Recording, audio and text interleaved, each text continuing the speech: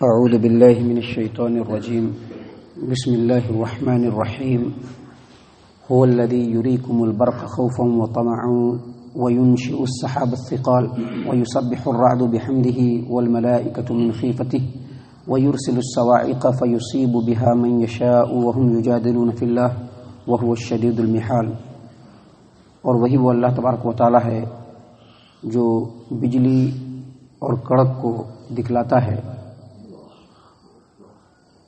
تم کو بجلی اور کڑک کو دکھلاتا ہے تاکہ تم خوف کھاؤ اور امید کرو۔ اور وہی وہ اللہ تبارک و تعالی ہے جو بھاری اور بوجھل پانی سے لدے ہوئے بادل کو اٹھاتا ہے، اور کڑک اللہ تبارک و تعالی کی تعریف اس کی پاکی کے ساتھ بیان کرتی ہے، اور فرشتے بھی اللہ کے خوف سے اس کی پاکی بیان کرتے ہیں۔ اور اللہ تبارک و تعالی صواعق یعنی گرنے والی بجلی کو بھیجتا ہے، بس وہ وہیں گرتی ہے جہاں اللہ تبارک و تعالی چاہتا ہے۔ اور وہ لوگ اللہ تبارک و تعالی کے بارے میں جھگڑ رہے ہیں، اور اللہ تبارک و تعالی زبردست تدبیر کرنے والا ہے۔ معزز سامعین کرام، یہ سورۃ الرعد ہے، اور پہلے بتلایا گیا ہے کہ سورۃ الرعد یہ مکی سورتوں میں سے ایک سورت ہے، اور اس سورت کے اندر اللہ تبارک و تعالی نے بڑے ہی احسن انداز میں، بڑے ہی بہترین انداز میں اللہ تبارک و تعالی کی قدرت کاملہ کو آیتوں کے اندر دلیلوں کی روشنی میں بیان فرمایا ہے۔ یہاں بھی جو دو آیات آپ کے سامنے پڑھی گئی ہے، ان دو آیات کے اندر بھی اللہ تبارک و تعالیٰ کی قدرت کاملہ کی جھلک اللہ تبارک و تعالیٰ نے دکھلائی ہے۔ آپ دیکھیں گے کہ آسمان کے اندر پانی سے لدے ہوئے بوجھل جو بادل ہوتے ہیں اس کو ہوا اپنے دوش پر اٹھائے رہتا ہے، اور بادل کے اندر کتنا پانی ہوتا ہے اور وہ کتنا وزنی ہوتا ہے، اس کا اندازہ اگر آپ کو لگانا ہو تو جب بادل سے بارش برسے تو اس سے بھی آپ اندازہ لگا سکتے ہیں، اور جس جگہ پر بارش برستی ہے بارش کے برسنے کا جو کوانٹیٹی ہوتا ہے اس سے بھی آپ اندازہ لگا سکتے ہیں کہ یہ جو ہوا ہے، یہ ہوا یہ معمولی کاغذ کے بوجھ کو بھی نہیں اٹھا پاتا ہے۔ آپ ایک کاغذ کے ٹکڑے کو آسمان میں اڑائیے تو وہ کاغذ کا ٹکڑا ہمیشہ وہیں پر اڑتا نہیں رہے گا، بلکہ دھیرے دھیرے پھر زمین پر چلائے گا۔ کیونکہ وہ اس کے بوجھ کو نہیں اٹھا پاتا ہے۔ لیکن وہی ہوا ہزاروں ٹن پانی سے لدے ہوئے بادل کے بوجھ کو اپنے دوش پر اٹھائے بھی ہوتا ہے، اور اس کو پھرا رہا بھی ہوتا ہے۔ اس کو دیکھنے کے بعد، اس کا اندازہ لگانے کے بعد اللہ تبارک و تعالیٰ کی بے پناہ قدرت کا اندازہ ہوتا ہے۔ یہ جو بادل ہوتے ہیں اس کے اندر تہ بتہ جو ہوتا ہے پانی کا جو لیئر اللہ تبارک و تعالیٰ بناتا ہے، اور اس بادل کے اندر الیکٹریسٹی کی قوت بھی ہوتی ہے، کہربائی قوت، اور وہ جو قوت ہوتی ہے وہ پازیٹیو بھی ہوتی ہے اور نگیٹو بھی ہوتی ہے، اور جب وہ پازیٹیو اور نگیٹو ایک دوسرے سے ٹکراتا ہے تو اسپارک کرتا ہے۔ جذب و انجذاب کی وجہ سے اس کے اندر سے بجلی کی کڑک نکلتی ہے، بجلی کی چمک نکلتی ہے جس کو برق کہتے ہیں، اور کبھی کبھی اس کے اندر سے آواز بھی نکلتی ہے جس کو رعد کہتے ہیں، جس رعد کے نام پر یہاں پر اللہ تبارک و تعالیٰ کی جو یہ صورت ہے اس کا نام رعد رکھا گیا ہے۔ تو جب بجلی چمکتی ہے تو فوراً دکھ جاتی ہے،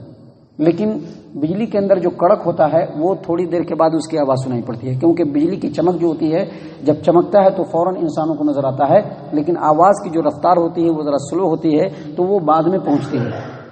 کبھی کبھی یہ جو بجلی ہوتی ہے جب کڑکتی ہے تو اسی بادل کے اندر جذب ہو جاتا ہے، اور کبھی کبھی کسی وجہ سے وہ گر پڑتی ہے، اور جب وہ بجلی گر پڑتی ہے تو اس کو کہتے ہیں صاعقہ، جس کی جمع ہوتی ہے صواعق، جس کا ذکر اسی آیت، ان دونوں آیات میں سے ایک آیت میں آیا ہے۔ معزز سامعین کرام، جب بجلی کڑکتی ہے تو آپ دیکھیں گے کہ بجلی کے کڑکنے کی وجہ سے یا بجلی کے چمکنے کی وجہ سے آدمی کو امید بھی پیدا ہوتی ہے۔ کس بات کی امید؟ کہ بجلی چمک رہا ہے تو اب بارش ہوگی، اور بجلی کے کڑکنے سے آدمی کو خوف بھی ہوتا ہے۔ کیونکہ بجلی کے کڑکنے کی جو آواز ہے کہیں اتنی سخت نہ ہو کہ وہ کانوں کے پردے کو پھاڑ دے، اس لیے کبھی کبھی انسان کان کو بھی بند کرتا ہے، اور کبھی کبھی بجلی کے کڑکنے سے انسان کو اس بات کا بھی خوف ہوتا ہے کہ کہیں ایسا نہ ہو کہ بجلی گر پڑے اور گر کر کے ہمارے علاقے کو یا یہاں پر کسی جان مال کو جو ہے وہ نقصان کر دے۔ اللہ تبارک و تعالیٰ نے اسی بات کو یہاں پر بیان کیا ہے کہ وہی وہ اللہ تبارک و تعالیٰ ہے جو برق کو بھیجتا ہے، بجلی کی چمک کو بھیجتا ہے، جس کی وجہ سے تم دیکھتے ہو اور دیکھ کر کے تم کو خوف بھی ہوتا ہے اور تم کو امید بھی ہوتی ہے۔ اور وہی جو ہے اللہ تبارک و تعالیٰ بوجھل اور بھاری ثقیل بادل جس کے اندر پانی ہوتا ہے اس کو اٹھائے ہوئے پھرتا ہے۔ تو سامعین کرام، یہ جو توجیہ اور تفسیر آپ کے سامنے بیان کی گئی ہے، یہ کوئی تفسیری روایت نہیں ہے، بلکہ ماہرین طبیعات اور سائنسدان جو تفسیر بیان کرتے ہیں، توجیہ بیان کرتے ہیں بجلی کے کڑکنے کی اور چلنے کی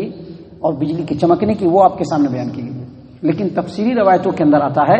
کہ نبی صلی اللہ علیہ وسلم نے فرمایا کہ اللہ تبارک و تعالیٰ جو بادل کو بھیجتا ہے تو وہ بہترین انداز میں ہنستا ہے اور بہترین انداز میں کلام کرتا ہے۔ جب وہ ہنستا ہے تو اس کی جو چمک ہوتی ہے وہ بجلی کی چمک، وہ اس کے ہنسنے کا انداز ہے، اور جب وہ کڑکتا ہے تو وہ بادل کے بولنے کا انداز ہے۔ اللہ تبارک و تعالیٰ جب بادل کو بھیجتا ہے اور جب وہ بادل مسکراتا ہے اور ہنستا ہے تو وہ بجلی کی چمک ہے، اور جب بادل بولتا ہے تو وہ اس کی گرج اور کڑک ہے۔ تو یہ ایک روایت ہے جو مفسرین بیان کرتے ہیں، لیکن بہت سارے مفسرین یہ بھی کہتے ہیں کہ یہ جو بادل ہے، اور جو بالکل فیکٹ ہے، یہ جو بادل ہے، یہ جو بارش ہے، اس کے علاوہ جو کائنات کا جو انتظام ہے، اس کے اوپر اللہ تبارک و تعالیٰ نے فرشتوں کو مقرر کر کے رکھا ہے، اور یہ بادل اور بارش کا جو فرشتہ ہے وہ میکائیل علیہ السلام ہے۔ اللہ تبارک و تعالیٰ نے اس کو بادل کے اوپر جو ہے مقرر کر کے رکھا ہے، وہی بادلوں کو ہانکتے رہتے ہیں، جدھر اللہ تبارک و تعالیٰ چاہتا ہے بادل ادھر جاتا ہے، جہاں اللہ تبارک و تعالیٰ برسانا چاہتا ہے وہیں وہ بادل برستا ہے۔ جب یہ کوڑے سے بادل کے اوپر مارتے ہیں تو کوڑے کے مارنے کی وجہ سے اس کے اندر سے چمک پیدا ہوتی ہے، کڑک پیدا ہوتی ہے، اسی کو راڈ بھی کہتے ہیں، اسی کو برق بھی کہتے ہیں، اور اسی کو صواعق بھی کہتے ہیں۔ اللہ جہاں چاہتا ہے وہیں وہ لے جاتے ہیں، جہاں چاہتا ہے وہیں وہ بارش برساتے ہیں، اور جس جگہ پر چاہتا ہے اللہ تبارک و تعالیٰ بجلی کو گرانا، وہیں پر وہ بجلی گرتی ہے، اور اللہ تبارک و تعالیٰ کا مقصد ہوتا ہے کہ اس جگہ کو یا ان لوگوں کو تباہ و برباد کر دے، ختم کر دے۔ یہی وجہ ہے کہ روایتوں کے اندر آتا ہے عبداللہ بن زبیر رضی اللہ عنہ جب بجلی کی کڑک کو چمک کو دیکھتے تو کہتے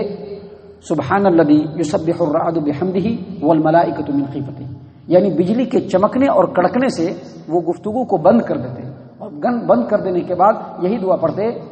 سبحان الذی، وہ اللہ تبارک و تعالیٰ پاک ہے، یسبح الرعد بحمدہ، کہ یہ جو کڑک ہے وہ اس کی تعریف بیان کر رہا ہے اللہ تبارک و تعالیٰ کی پاکی کے ساتھ، اور فرشتے بھی اللہ کے خوف سے تعریف بیان کر رہے ہیں۔ اور اس دعا کو پڑھنے کے بعد کہتے کہ جو بجلی ہے اس امت کے لیے اور انسانوں کے لیے بڑی شدید وعید ہے، تو ہمیں بھی جب بجلی کی کڑک ہو تو اس وقت جو ہے ہر چیز کو چھوڑ کر کے، بات وغیرہ کو چھوڑ کر کے یہی دعا پڑھنی چاہیے۔ سامعین کرام، بادل کے آنے جانے کے اوپر، بادل کے برسنے کے اوپر، بجلی کے چمکنے کے اوپر، رات کے کڑکنے کے اوپر اور صواعق کے گرنے کے اوپر اللہ تبارک و تعالیٰ کا کتنا کنٹرول ہے، اگر اس کو آپ سمجھنا چاہتے ہیں تو اللہ کے رسول صلی اللہ علیہ وسلم کی حدیث کو غور سے سنیے۔ صحیح مسلم کتاب الزہد کی روایت ہے، ابو ہریرہ رضی اللہ عنہ بیان کرتے ہیں کہ ایک آدمی جنگل کے اندر چلا جا رہا تھا، جنگل کے اندر چلا جا رہا ہے، بیابان کے اندر، وادی کے اندر چلا جا رہا ہے۔ اچانک آسمان سے بادلوں کے درمیان سے ایک آواز آتی ہے کہ اے بادل، فلاں آدمی کے باغ کو سیراب کر۔ وہ آدمی سنتا ہے اس بات کو، بادل کو دیکھتا ہے، اور فوراً اسی وقت وہ ارادہ کرتا ہے کہ ہم بادل کے پیچھے پیچھے جائیں گے۔ اب وہ بادل جدھر جا رہا ہے وہ اس کا پیچھا کرتے ہوئے اس کے پیچھے پیچھے جا رہا ہے۔ اچانک ایک پتھریلی زمین پر آ کر بادل نے اپنے پورے پانی کو برسا دیا، اور دوسری جگہ بارش نہیں ہو رہی ہے، وہیں پر بارش کو برسا دیا، اور بارش جو برسا تو وہاں پر نالوں میں سے ایک نالا تھا، سارے پانی کو اس نالے نے اپنے اندر لے لیا۔ وہ نالے کے پیچھے پیچھے جا رہا ہے تو دیکھتا ہے کہ ایک دور ایک باغ کے اندر ایک آدمی کھڑا ہوا ہے، اور کھڑے ہو کر کے پھاوڑے سے اپنے نالی کو درست کر رہا ہے، پانی کو ادھر ادھر کر کے پورے باغ میں پھیلا رہا ہے۔ ابھی اس نے نالی کو درست کیا، پیچھے سے پانی پورا وہاں پر چلا آیا۔ اس آدمی نے پوچھا کہ اللہ کے بندے تیرا نام کیا ہے؟ اس نے کہا کہ میرا نام فلاں ہے، بالکل وہی نام بتلایا تھا جو بادل کے اندر نام بتلایا گیا تھا۔ جب اس نے نام پوچھا تو اس آدمی نے بھی پوچھا کہ اجنبی آدمی ہے، نام پوچھ رہا ہے، کیا بات ہے؟ کہا کہ میرا نام کیوں پوچھا؟ کہا کہ ابھی جو بادل جس نے بارش برسایا ہے تمہارے باغ کے اندر، اس بادل سے تمہارا ہی نام آیا ہے، تو تم بتلاؤ کہ تم کون سا عمل کرتے ہو جس کی وجہ سے بادل کے اندر سے تمہارا نام آیا کہ اس کے اوپر بارش کو برساؤ جا کر کے۔ تو اس آدمی نے کہا کہ میں تو یہ بات کسی کو نہیں بتلاتا ہوں، لیکن جب تم نے سن لیا ہے تو سنو، میرے اس باغ سے جو بھی پیداوار ہوتا ہے اس کو میں 3 حصوں میں تقسیم کرتا ہوں۔ ایک حصہ جو ہے اس کو اپنے لیے خرچ کرتا ہوں، ایک حصہ جو ہے وہ اللہ کی راہ میں صدقہ کر دیتا ہوں، اور ایک حصے کو باغ کے مینٹیننس کے اوپر لگا دیتا ہوں۔ تو آپ دیکھیے کہ بادلوں کے اوپر اللہ تبارک و تعالیٰ کا کس قدر کنٹرول ہے کہ اللہ تبارک و تعالیٰ جہاں چاہتا ہے وہیں پہ بادل کو برساتا ہے۔ یہاں پر ایک شبہ پیدا ہوتا ہے، یا بعض لوگ جو موٹی بدھی کے ہوتے ہیں، دماغ نہیں ہوتا ہے، ایسے لوگ سوال کر سکتے ہیں۔ سوال کیا کریں گے کہ یہ جو مشرکین ہیں ان کا بھی یہی عقیدہ ہے کہ بادل کا دیوتا ہے، دھوپ کا دیوتا ہے، ہوا کا دیوتا ہے، اور یہ مسلمان بھی کہتے ہیں کہ اللہ تبارک و تعالیٰ کی طرف سے جو ہے کائنات میں ہر چیز مقرر ہے، فرشتے جو ہے وہ بادل اور بارش برسانے کے فرشتے ہیں، موت کے فرشتے ہیں۔ تو پھر ان دونوں میں فرق کیا ہے؟ تو ان دونوں میں جو بنیادی فرق ہے وہ یہی کہ جو لوگ بادل کا دیوتا، بارش کا دیوتا الگ مانتے ہیں، ہوا کا دیوتا الگ مانتے ہیں، دھوپ کا دیوتا الگ مانتے ہیں، پہاڑوں کا دیوتا الگ مانتے ہیں، ان کا یہ عقیدہ ہوتا ہے کہ یہ ان کے اوپر کنٹرول رکھتے ہیں اور اپنی مرضی سے جہاں چاہیں گے بادل کو برسائیں گے، بارش کو برسائیں گے۔ گویا اللہ تبارک و تعالیٰ کے نظام کائنات کے اندر جو اللہ کا انتظام و انصرام ہے، جو اللہ اکیلے کرتا ہے، اس میں وہ شریک کرتے ہیں اللہ کے۔ لیکن اسلامی عقیدے کے مطابق اللہ تبارک و تعالیٰ نے اگر بادل کے اوپر، بارش کے اوپر میکائیل فرشتے کو مقرر کیا ہے تو یہ میکائیل فرشتہ اللہ تبارک و تعالیٰ کا غلام ہے۔ اللہ تبارک و تعالیٰ جب اور جدھر اس کو حکم دے گا، اللہ تبارک و تعالیٰ کے حکم کے مطابق ہی وہ بادل کو اور بارش کو برسائے گا۔ انہی باتوں کو اللہ تبارک و تعالیٰ نے یہاں پر بیان کیا ہے۔ اللہ فرماتے ہیں کہ هو الذی یریکم البرق خوفا وطمعا وینشئ السحاب الثقال، وہی وہ اللہ تبارک و تعالیٰ ہے جو تم کو برق اور بجلی دکھلاتا ہے تاکہ تم کو خوف بھی ہو اور امید بھی ہو، اور وہی اللہ تبارک و تعالیٰ بھاری بھرکم بوجھل بادل کو اپنے دوش پر اٹھائے ہوئے اللہ تبارک و تعالیٰ اس کو ہوا کے ذریعے سے اٹھائے ہوا ہے۔ اور اس کے بعد اللہ فرماتے ہیں وَيُسَبِّحُ الرَّعْدُ بِحَمْدِهِ، یہ جو رعد ہے، کڑک ہے، اللہ کی تعریف کے ساتھ اللہ کی پاکی بیان کرتے ہیں، اور فرشتے بھی اللہ کے ڈر سے اللہ کی پاکی بیان کرتے ہیں۔ دیکھیے، فرشتے بھی اللہ کے ڈر سے اللہ کی پاکی بیان کرتے ہیں، گویا فرشتے بھی اللہ تبارک و تعالیٰ کے غلام ہیں۔ اور اس کے بعد اللہ فرماتے ہیں وَيُرْسِلُ الصَّوَاعِقَ، اللہ تبارک و تعالیٰ بجلی کو بھیجتا ہے، اور وہ بجلی وہیں گرتی ہے جہاں اللہ تبارک و تعالیٰ چاہتا ہے۔ وَهُمْ يُجَادِلُونَ فِي اللَّهِ، لیکن ان تمام قدرت کی کاریگریوں کے بعد بھی، اللہ تبارک و تعالیٰ کی ان تمام قدرت کاملہ کے بعد بھی، ان تمام چیزوں کے اظہار کے بعد بھی لوگ جو ہے وہ اللہ کے بارے میں جھگڑتے ہیں، لیکن اللہ تبارک و تعالیٰ جو ہے وہ زبردست تدبیر والا ہے۔ محترم سامعین کرام، اللہ کی یہ جو